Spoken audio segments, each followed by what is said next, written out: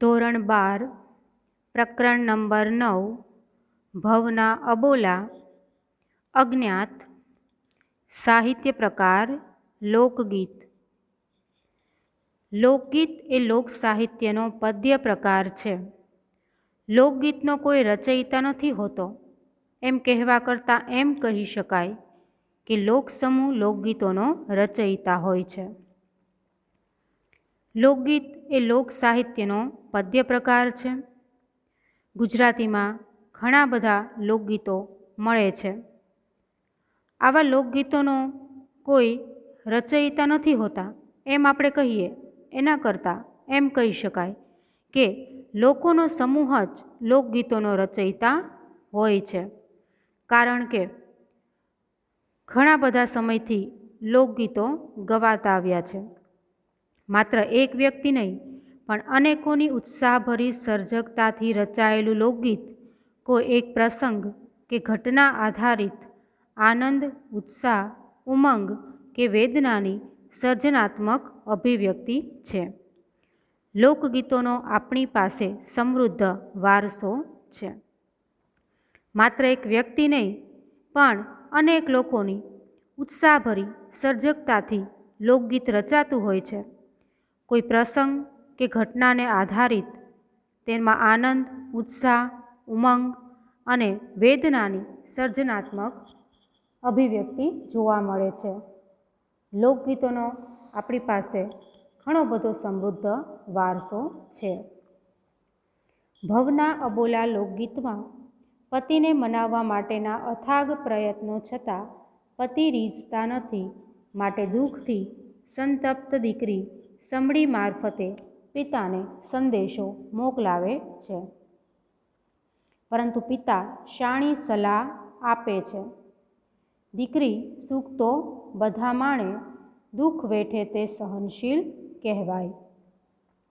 ભવના અબોલા લોકગીતમાં પોતાના પતિને મનાવવા માટે ઘણા બધા પ્રયત્નો કરવા છતાં તેના પતિ તેનાથી રીઝતા નથી, એ દુઃખથી એક દીકરી સમડી મારફતે તેના પિતાને એક સંદેશો મોકલે છે।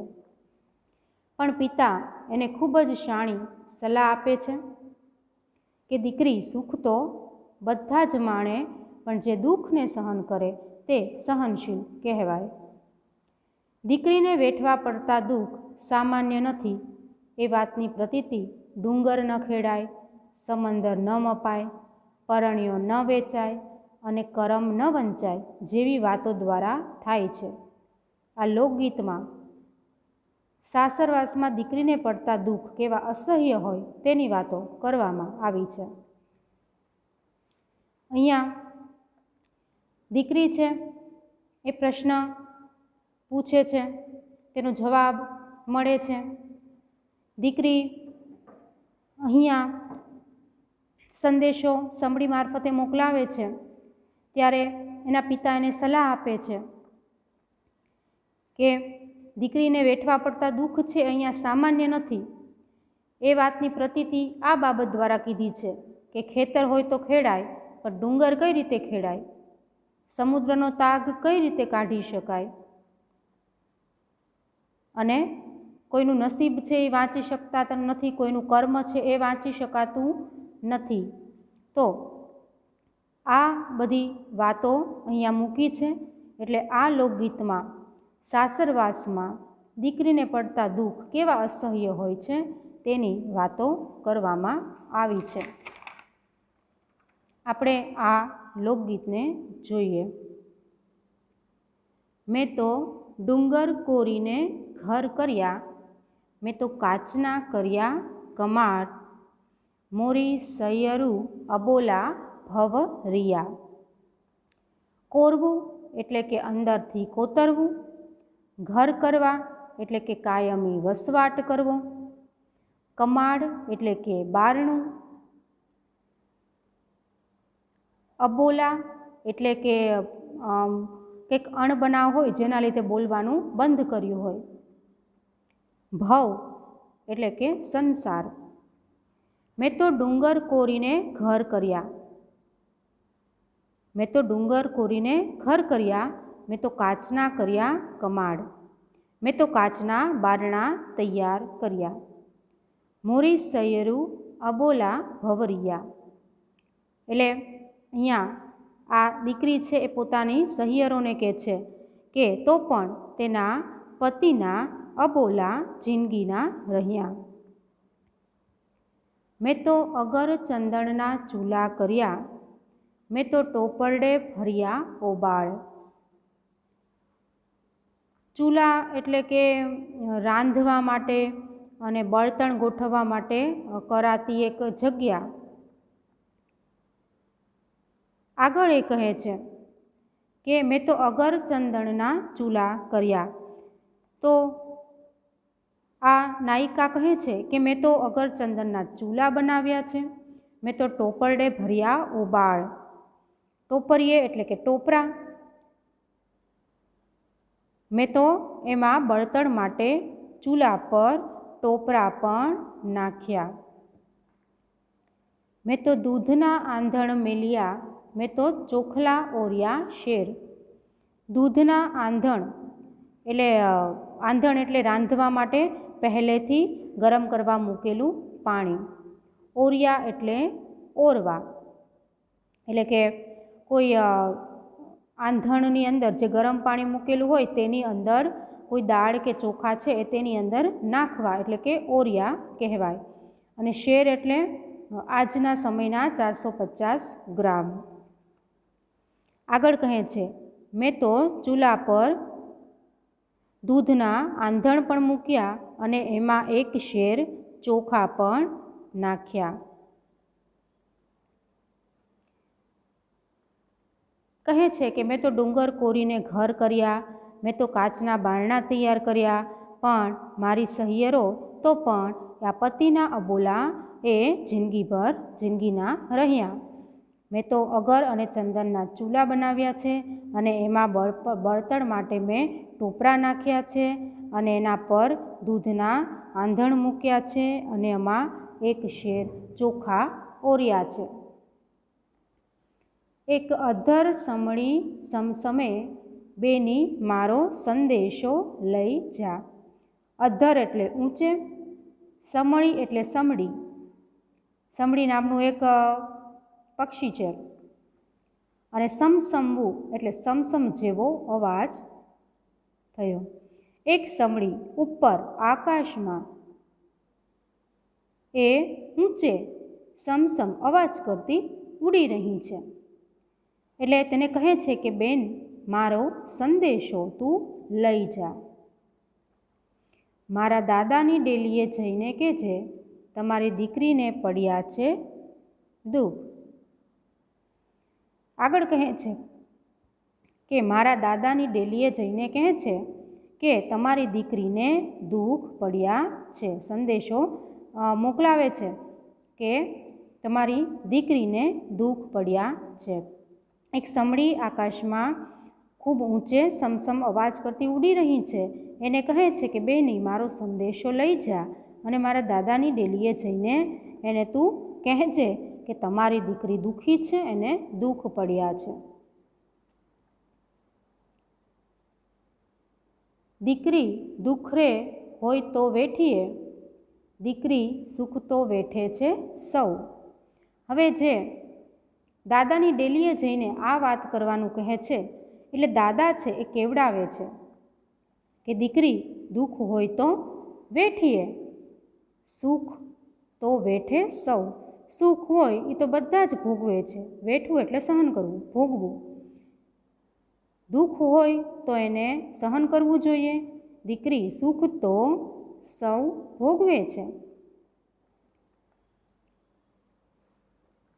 દાદા ખેતર હોય તો ખેડીએ, ઓલા ડુંગર ખેડિયા કેમ જાય. એ કહે છે કે દાદા ખેતર હોય તો એ ખેતરને ખેડી શકાય, પણ પેલા ડુંગર હોય તેને કેવી રીતે ખેડવા. દાદા કુંવરે હોય તો ત્યાગીએ, ઓલિયા સમદર તાગ્યા કેમ જાય. આગળ દીકરી એની વાત મૂકે છે કે જો કૂવો હોય તો કૂવાનો તાગ કઢાય પણ સમુદ્રનો તાગ છે એ કેવી રીતે કાઢી શકાય?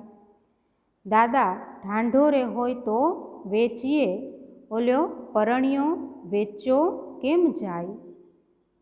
દીકરી કહે છે કે દાદા ઢાંઢો એટલે કે બળદ હોય તો બળદને વેચીએ, પણ પરણ્યો એટલે અહીંયા અર્થ છે પતિ, પણ પતિ છે એને કેવી રીતે વેચી શકાય? દાદા કાગળ હોય તો વાંચીએ, ઓલ્યા કરમ વાંચ્યા કેમ જાય? આગળ કહે છે કે કાગળ હોય તો એ કાગળને વાંચીએ, પણ નસીબ છે એ નસીબને કઈ રીતે વાંચવા? શરૂઆતમાં એ દીકરીની વાત મૂકી છે, મેં તો ડુંગર કોરીને ઘર કર્યા, મેં તો કાચના બારણા તૈયાર કર્યા, તો પણ તેના પતિના બોલા જિંદગીભરના રહ્યા. ત્યાર પછી કહે છે કે અગર ચંદનના ચૂલા બનાવ્યા, પછી બળતણ માટે એમાં ટોપરા નાખ્યા, એ ચૂલા પર દૂધના આંધણ પણ મૂક્યા, એમાં એક શેર ચોખા પણ ઓર્યા. એક સમડી આકાશમાં ખૂબ ઊંચે સમસમ અવાજ કરતી ઉડી રહી છે. તેને કહે છે કે બેન મારો સંદેશ લઈ જા, દાદાની ડેલીએ જઈને કહેજે કે તમારી દીકરી ખૂબ દુઃખી છે, તમારી દીકરીને દુઃખ પડ્યા છે. એટલે દાદા કેવડાવે છે કે દીકરી દુઃખ હોય તો એ દુઃખને સહન કરાય, સુખ છે એને તો બધા જ ભોગવતા હોય છે. એટલે દીકરી કહે છે કે ખેતર હોય તો તેને ખેડાય, પણ ડુંગરને કઈ રીતે ખેડી શકાય? કૂવો હોય તો કૂવાનો તાગ કઢાય, પણ સમુદ્રનો તાગ એ કેવી રીતે કાઢવો? અને બળદ હોય તો એને વેચી શકાય, પણ પેલો જે એમના પતિ છે એને કેમ વેચાય? અને કાગળ હોય તો વાંચી શકાય, પણ કર્મ નસીબ છે એને કઈ રીતે વંચાય? તો દાદાની સલાહ જાણી દીકરી દાદાને પોતાની વ્યથા ફરી વખત વ્યક્ત કરે છે, અને એનું કહેવાનો અર્થ એવો છે કે એની જે સ્થિતિ છે એ સ્થિતિ એટલી નાજુક છે કે એને ઉકેલી શકાય તેવી નથી, અને એ માટે દીકરી છે કેટલાક ઉદાહરણ પણ આપે છે, જેવી રીતે આ ખેતરનું, કૂવાના પાણીનું, સમુદ્રનું. તો એમ કે છે કે નસીબમાં શું લખ્યું છે એ કઈ રીતે જાણી શકાય? એટલે જે અહીંયા દીકરીની વ્યથા છે એ છે કે સાસરીમાં ગમે તેટલા દુઃખ પડે તેને સહન કરી શકાય, પણ પતિને મનાવવાના અનેક પ્રયત્નો કરવા છતાં એમની સાથેના અબોલા છે એ છૂટે નહીં, તો એ પરિસ્થિતિ કેવી રીતે સહેવી?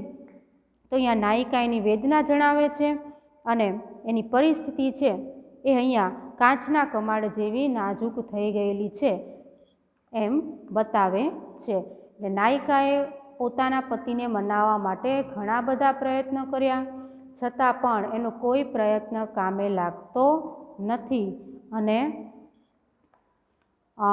નાયિકાને આ દુઃખ છે એ દુઃખ વેઠવું પડે છે, અને આ માટે સમડીને સંદેશો પણ આપે છે, અને પોતાના દાદાને એ વાત છે એ જણાવે છે, અને દાદા પુત્રીને સલાહ આપે છે કે સાસરીમાં સુખ તો સૌ ભોગવે, પણ દુઃખ વેઠે એ જ કામનું કહેવાય.